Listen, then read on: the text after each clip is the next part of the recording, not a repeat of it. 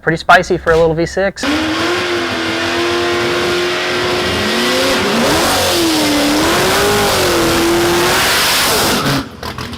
Hi everybody, this is Ty from Brian Tooley Racing, and this is James, and we're here to working on something a little bit different than we usually work on. It's actually a Gen 5 V6, and I'll let James talk about that a little bit. A Gen 5 V6, either LV1, LV3, there's a few little variations throughout the years, but for the most part, it's literally kind of like what they did back in the, 80s or 70s. I don't know when the old V6 came out, but...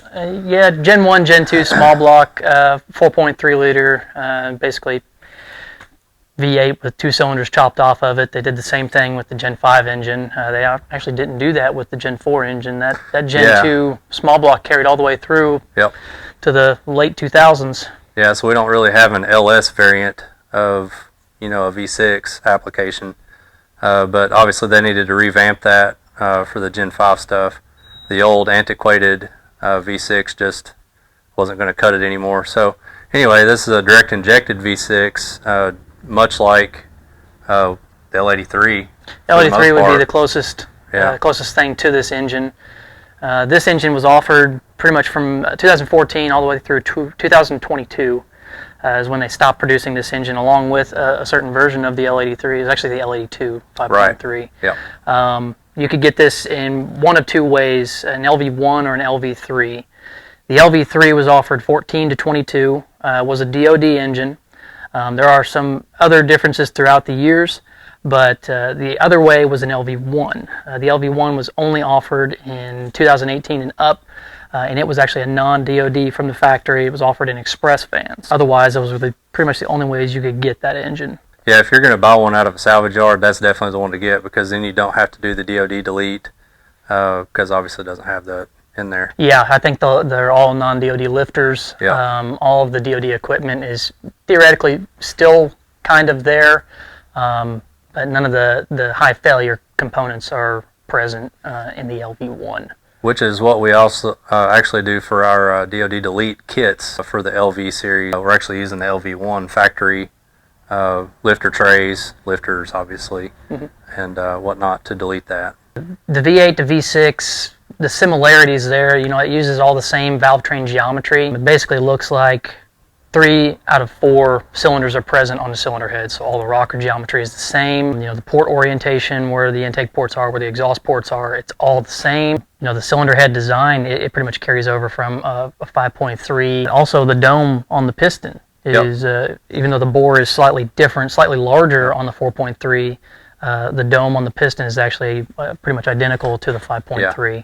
Which bleeds into your piston to valve clearance. It's going to be very similar to an L83 in regard to intake piston to valve clearance.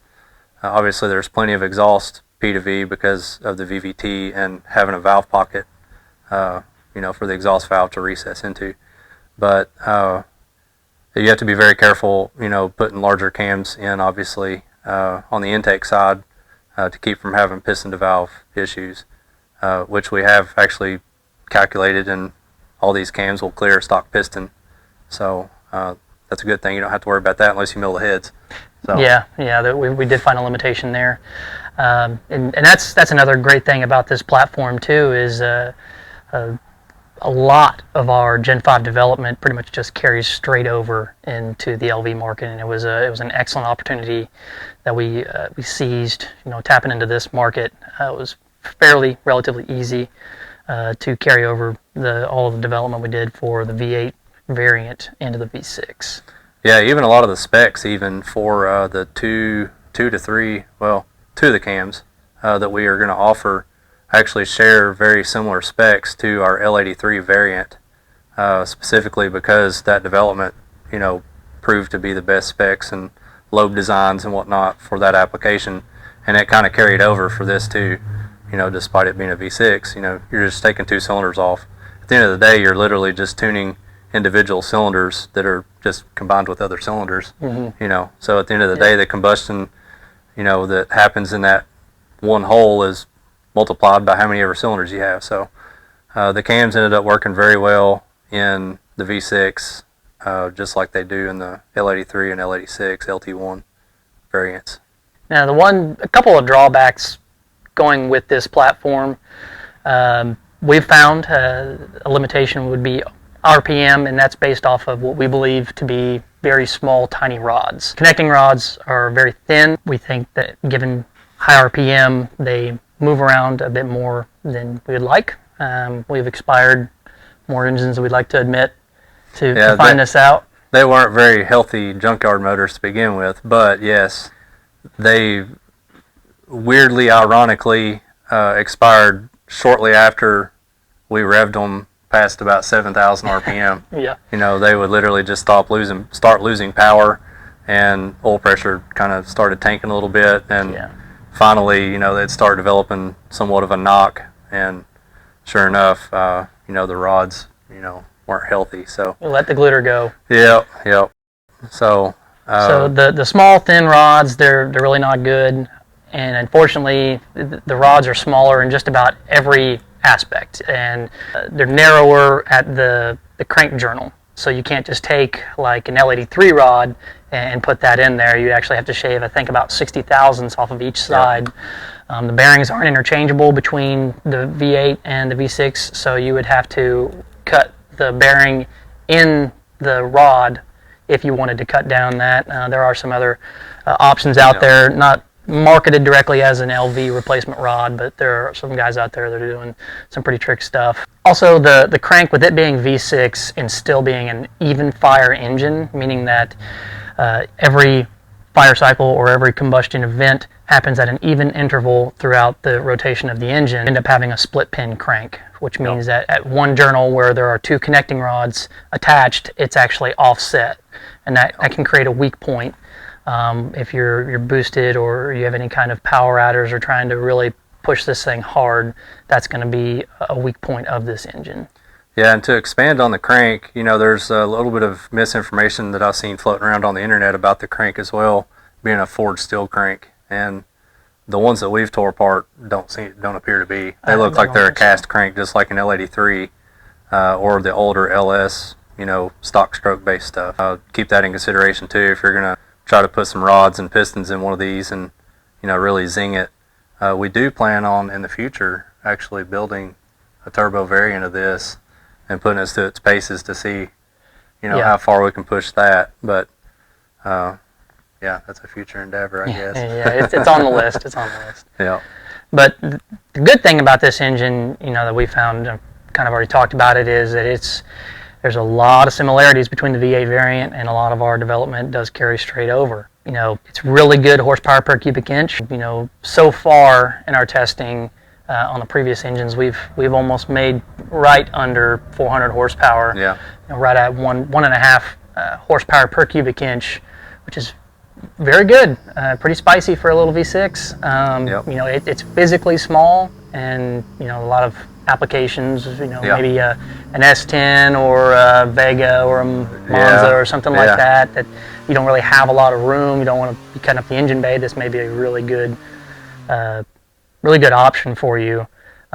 They do make really good power, I feel like, for a V6. Or if you even have the truck that it came in, or van. Yeah, truck, van, hey. You know, I mean, they don't discriminate. You've bought this truck and, you know, you got 100,000 miles on it, and you know the DOD lifter's about to fail. It's just inevitable. It's not if, it's when. Yeah, pretty much. So we do offer, you know, a DOD delete cam, which is basically an LV1 cam. You know, so you know that's always an option. You can swap that in and replace the lifters, you know, with all traditional lifters, and you know, make it a lot more bulletproof. So now the lifters, they take a traditional like LS7 style, you know, LS LT lifter. So there's no special lifter that it requires. There is one of the lifter trays on each bank is a half of a lifter tray. We sell that lifter tray, or if you wanted to reuse yours, you can do that. Or if you've got a full set of standard V8 ones, you can literally cut it in half. Yep, we've actually ran the first one that way because we couldn't get our hands on the LV1 tray, so we actually took, what was it, I guess, just a regular tray. One of our BTR trays, and I cut it in half. Yep, yeah. And it worked perfect.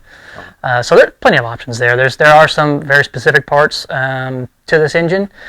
And we do sell a lot of those. We did a lot of the hard work for you. We tracked down all the GM part numbers. We got those on our website.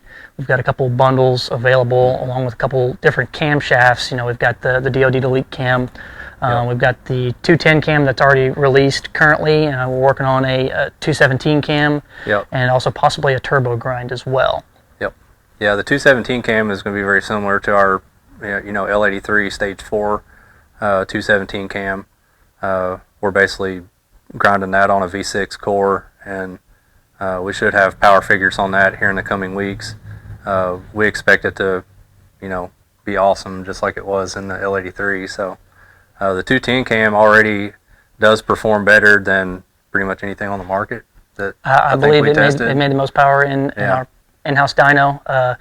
Our cam made the most power of any cam that we were able to get that was commercially available. No custom cams, anything like that. Right. And we got high hopes for the 217. Yep. Obviously, if it sucks, you probably won't see it. But with the testing that it did with the L83, that thing, it was leaps and bounds better than the lower 3 stages. Mm-hmm. So, I don't have any reservations on why it wouldn't perform in this one. So, yeah, keep an eye out for new cams, new products, and also any of the Gen 5 parts that currently work for V8s are also applicable to the V6. So all of the trunnion kits, all of the spring kits, push rods, all that stuff, it all works for the V6. That's all we got for you. Pretty much. That's it. End. That's totally gonna be the 6. Yeah. LV3, and then just work our way down. I can't read that. Can you read that? I can read it because I wrote it, but